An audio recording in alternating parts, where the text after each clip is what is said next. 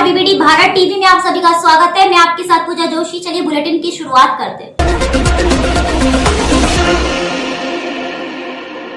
खबर दौसा के लालसोट से, जहां डीडवाना में पहल मानव सेवा संस्थान डीडवाना द्वारा मेरा पौधा मेरा संकल्प अभियान के तहत आज डीडवाना गांव में CHC रोड पर सड़क के दोनों तरफ पौधे लगाकर ट्री गार्ड लगाया, साथ ही पानी भी दिया गया व उनकी देखभाल के लिए लोगों को संकल्प भी दिलवाया।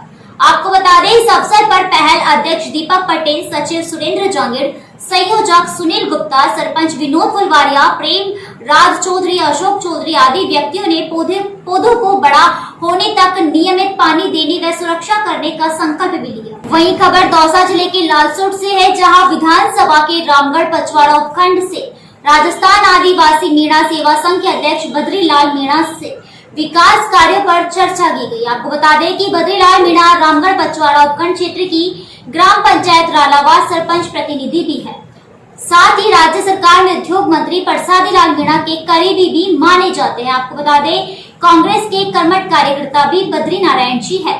बद्रीलाल मीणा शुरू से जमीन से जुड़े हुए इंसान है और गरीब असहाय लोगों की सेवा के लिए हमेशा तत्पर भी रहते हैं। नमस्कार दर्शकों, हम आपको आज मिलाने जा रहे हैं लालसोट विधानसभा क्षेत्र के राजस्थान मीणा आदिवासी सेवा संघ रामगढ़ पचवाड़ा अध्यक्ष एवं रालावास ग्राम पंचायत सरपंच प्रतिनिधि बद्रीलाल जी मीणा, जो कि एक किसान भी है और ज़मीन से जुड़े हुए व्यक्ति है। उनसे करते हैं कुछ विकास के मुद्दों पे वार्ता और खेती के बारे में वार्ता। आइए मिलाते हैं हम बद्रीलाल जी मीणा से। हाँ जी सर, आपका क्या कहना है विकास के बारे में? आपकी ग्राम पंचायत में आपने अब तक क्या क्या विकास करवाया है? हमारी ग्राम पंचायत रालावास जी जो कि पहले सलेमपुरा ग्राम पंचायत में ये गांव था, जी अब नई ग्राम पंचायत बनी है जिसमें रालावास और टोरडा दोनों गांवों को मिलाकर के एक नई ग्राम पंचायत बनी है। बनाने में आदरणीय उद्योग मंत्री प्रसादी लाल जी मीणा को मैं बहुत बहुत धन्यवाद देना चाहता हूं, जो इस छोटे छोटे गांवों को मिलाकर के एक पंचायत का रूप दिया। जितनी ग्राम पंचायत होगी उतना ही विकास होगा। अब हमारी इस ग्राम पंचायत में इस 9 महीने के कार्यकाल में लॉकडाउन का कोरोना काल था, तब भी हमने 6 इंटरलॉकिंग टाइल्स रोड बनाए जी और कई नरेगा से हमने कच्चे रास्ते खुलवाए, उनको ग्रेवल सड़क का रूप दिया जी और कई जगह हमारे तड़ाई बंदे एनीकट खूब काम चल रहा है। जी और हमारे इस दृष्टि को देखते हुए इस ग्राम पंचायत में जितना विकास हमारी आत्मा में सोचना था उससे भी कई गुना ज़्यादा विकास हो रहा है। हम खुशी हैं जो छोटे छोटे गाँवों को मिलाकर के ग्राम पंचायत का दर्जा दिया। सर, मैं आपसे पूछना चाह रहा हूँ कि आपकी ग्राम पंचायत के टच में जो गांव आता है टोरडा, जिसके अंदर कुछ दिनों से एक विवाद चला आ रहा था किसी भूमि को लेकर, उसको आपने किस प्रकार हल किया? वो एक बड़ा मुद्दा था, एक बड़ा विवाद था, उसको आपने अपने स्तर पर हल किया है, उसके बारे में हमें थोड़ा जानकारी दीजिए। ग्राम पंचायत रालावास का गांव है टोरडा। टोरडा में एक गोपाल जी मंदिर है, गोपाल जी महाराज का मंदिर। उसमें मंदिर माफी की जो ज़मीन थी उस पर किन्हीं लोगों द्वारा उस पर कब्जा कर लिया था। कब्जा करके एक दीवार बना दी थी। उस दीवार को लेकर के एक गांव में एक मतलब महामारी जैसा एक विवाद रूप पैदा हो गया। सारा गांव वन वे हो गया। सारा गांव मिलकर के SDM कार्यालय, सारा गांव मिलकर के तहसील कार्यालय, सारा गांव मिलकर के पुलिस, झगड़े तक भी बात पहुंच गई थी। झगड़े तक भी बात पहुंचने की स्थिति में पैदा हुई जब सारा गांव का एक प्रतिनिधिमंडल ग्राम पंचायत कार्यालय आकर के हमको एक ज्ञापन में रूप में एक नोटिस दिया। हमने कोरम की पंचायत ज्ञापन में रूप में एक नोटिस दिया। हमने कोरम की पंचायत बुला करके वहाँ पटवारी, सेक्रेटरी, सचिव, LDC और पुलिस थाना रामगढ़ पचवाड़ा इंचार्ज साहब को विथ गोपाल जी के मंदिर पर बैठ करके हमने उस समस्या का समाधान इस प्रकार किया कि जिस आदमी ने दीवार बनाई थी उस दीवार को उसी के मुंह से तुड़वाने का अवलोकन करवाया और मंदिर के चरणों में उसे नतमस्तक करवाया। इसलिए ग्राम टोरडा भी खुशी है और ये मैसेज हमारा जो एकता का रूप में था वो पूरे जिले में एक ऐतिहासिक रूप काम किया। हमने सभी हमेशा भाईचारे बनाने की कोशिश करेंगे, करते आए और करते आगे भी रहेंगे। जो कोई भी समस्या होगी समाधान मिल बैठ करके करने की कोशिश करेंगे।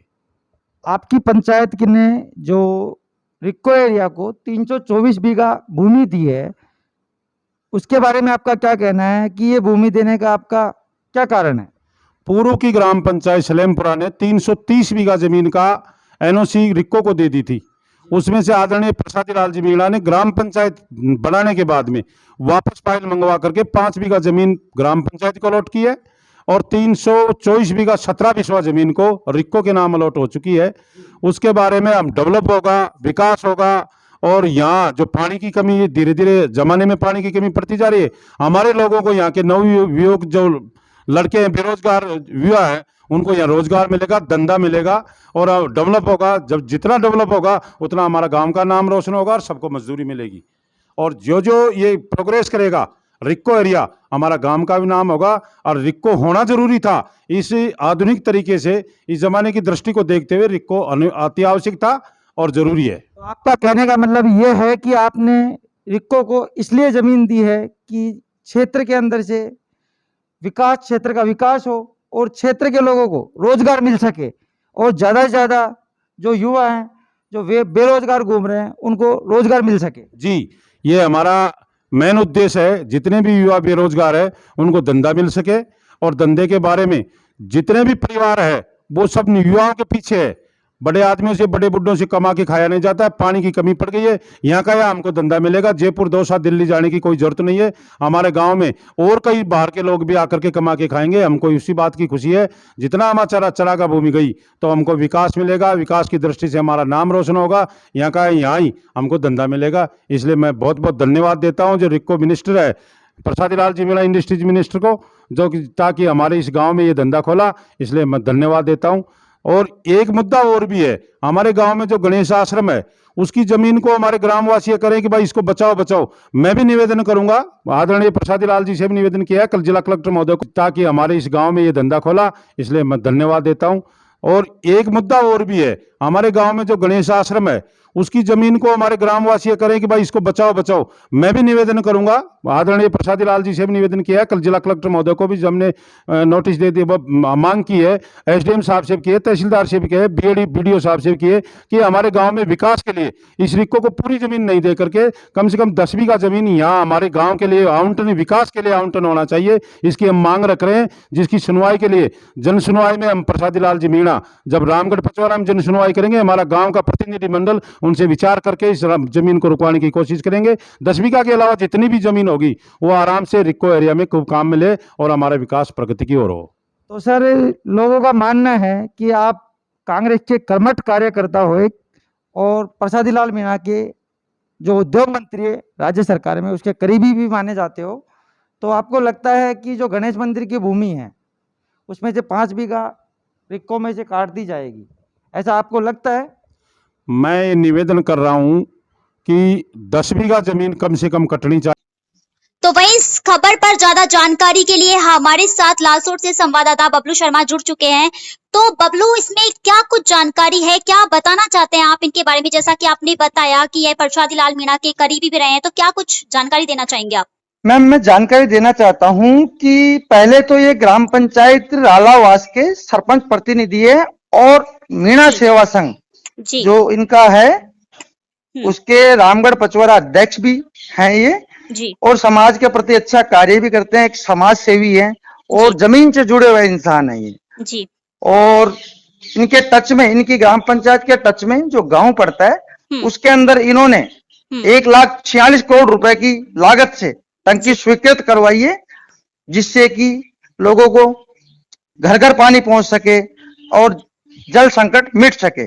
मतलब ज्यादा से ज्यादा लोगों तक इनको सुविधा पहुंचाने का इनका कार्य रहेगा। तो एक तरफ हम यूँ कह सकते हैं कि एक समाज सेवी है। जी जी मैम, जी मैम। दूसरी तरफ अब ये भी है कि किसी भी गरीब या असहाय लोगों की मदद करने में सबसे आगे ये रहते हैं और ग्राम पंचायत रालावास के अंदर ये जगह जगह रोड निकलवा रहे हैं, जिससे कि क्षेत्र का और ग्राम पंचायत का विकास हो सके।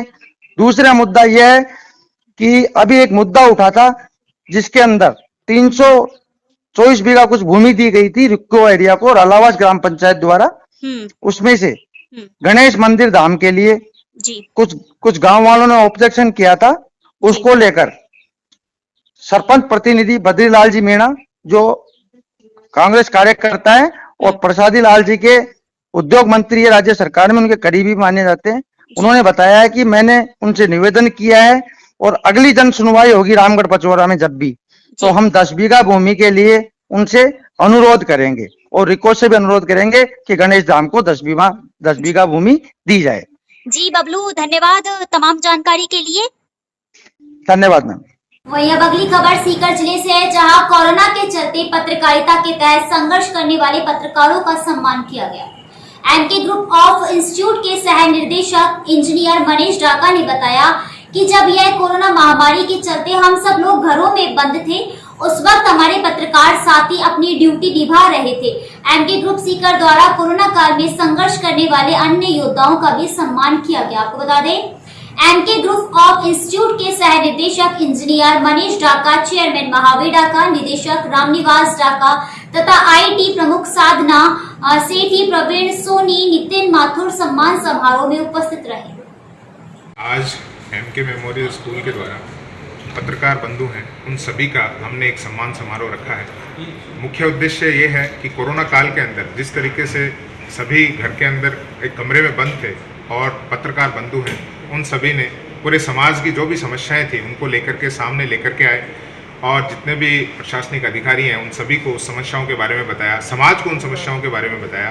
तो एक अहम भूमिका सभी की रही और इसलिए एमके परिवार ने इनको सम्मानित करने के लिए आज यहाँ एकत्रित किया है। दूसरी कड़ी में जितने भी प्रशासनिक अधिकारी हैं, जितने भी डॉक्टर्स हैं, जितने भी सफाई कर्मचारी हैं और भी बहुत सारे सामाजिक संगठन जिन्होंने समाज में कोरोना काल के अंदर आगे बढ़ कर के सेवा दी, उन सभी का हम सम्मान रखेंगे। और आगे जिस तरीके से जितने भी अपने डॉक्टर्स हैं उन सभी का हम स्थानीय जगह जा कर के उनका सम्मान करेंगे। धन्यवाद। मैं मनीष डाका, को डायरेक्टर एमके स्कूल सीकर। अगली खबर टोंक से, जहां टोंक जिले के मालपुरा कस्बे में आज मानव सेवा ट्रस्ट राजस्थान स्वास्थ्य कल्याण homeopathic medical college and research centre Jaipur एवं नेहरू नवयुवक मंडल ब्रजलाल नगर मालपुरा द्वारा पुलिस थाना मालपुरा में निःशुल्क homeopathic immunity booster arsenic album 30 दवाई का वितरण कार्यक्रम आयोजित किया गया। आपको बता दें, मालपुरा थानाधिकारी कैलाश कुमार बिश्नोई के हाथों से जवानों को निःशुल्क होम्योपैथिक इम्यूनिटी बूस्टर और सैनिक एल्बम 30 दवाई वितरित की और उनके हौसलों को सलाम भी किया। आपको बता दें, मालपुरा थानाधिकारी कैलाश कुमार बिश्नोई ने जवानों का हौसला बढ़ाते हुए कहा कि कोरोना महामारी के इस मुश्किल समय में कोरोना योद्धाओं का भी अपनी सुरक्षा की जरूरत है। मंडल अध्यक्ष नरेंद्र कुमार वर्मा ने बताया कि कॉलेज के डॉक्टर राजीव सक्सेना व ट्रस्ट के प्रबंधक निर्देशक कौशल किशोर वर्मा के नेतृत्व में टीमें गठित कर जागरूकता कार्यक्रम को संपूर्ण राजस्थान में चलाया जा रहा है, जिसके तहत ग्रामीण क्षेत्रों में, कॉलोनियों में, कच्ची बस्तियों में घर घर जाकर लोगों को व बच्चों एवं महिलाओं को जागरूक तथा उन्हें पंपलेट, मास्क, दवाई आदि वितरित किए जा रहे हैं। वही आज की बड़ी खबर से आपको रूबरू करवाते हैं। हॉट शॉट्स नाम के ऐप के जरिए पोर्न वीडियो प्रसारित करने के आरोपों में फंसे फिल्म अभिनेत्री शिल्पा शेट्टी के पति बिजनेसमैन राज कुंद्रा के कानपुर कनेक्शन में एक और खुलासा हुआ है। आपको बता दें, कानपुर में जिस महिला का बैंक खाता सीज हुआ है वे राज कुंद्रा के व्हाट्सएप ग्रुप से जुड़े एक शख्स की खास है। इस शख्स का नाम है अरविंद कुमार श्रीवास्तव। जी हाँ, अरविंद अपनी पत्नी हर्षिता श्रीवास्तव और पिता नर्मदा प्रसाद श्रीवास्तव के खातों में पैसा भेजता था। इसी के खातों में हर्षिता और नर्मदा के खातों में सबसे ज्यादा लेन देन हुआ था। आपको बता दें, मुंबई क्राइम ब्रांच ने इसका खाता भी सीज कर दिया है। इसमें 1.81 करोड़ रुपए थे। बताना चाहते सूत्र बताते हैं कि हर्षिता और नर्मदा श्रीवास्तव के खातों में रकम आने के कुछ दिन बाद ही वह दूसरे खातों में ट्रांसफर हो जाती थी। कुछ एक बार अरविंद के खाते में रकम वापस भी गई है। आपको बता दें, अब इस लेन देन का क्या मतलब है ये तो आगे ही पता लगेगा और इसी को लेकर मुंबई पुलिस भी इसकी पड़ताल में जुड़ गई है।